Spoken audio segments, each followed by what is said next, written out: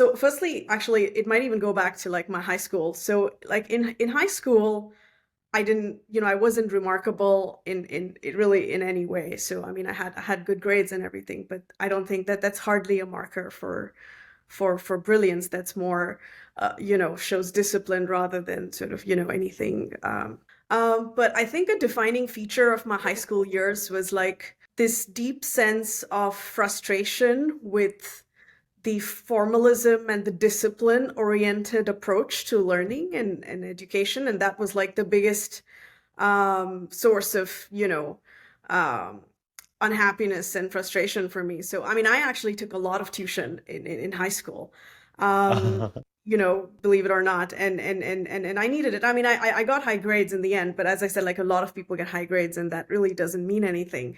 And I think the problem really was like I think in India and going to high school, it's very discipline focused rather than rigor focused, interestingly. So just to clarify that a bit.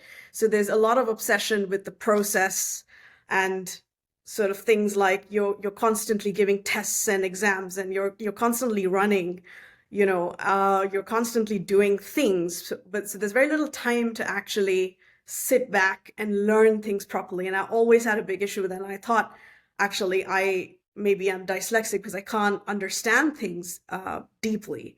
And I Mm. don't think high school is, really created that environment to do that. And I was obsessed with that. Like I knew when I was learning things like math at high school, like I was learning how to do differentiation, but I wasn't learning what is calculus. And that was always problematic to me. That's why I always, in tuition, we'd be able to go a level deeper. But, I always knew that we're just operating at a level of knowledge which was very much at the surface and I wanted to grasp at something deeper. And that was a big source of frustration for me.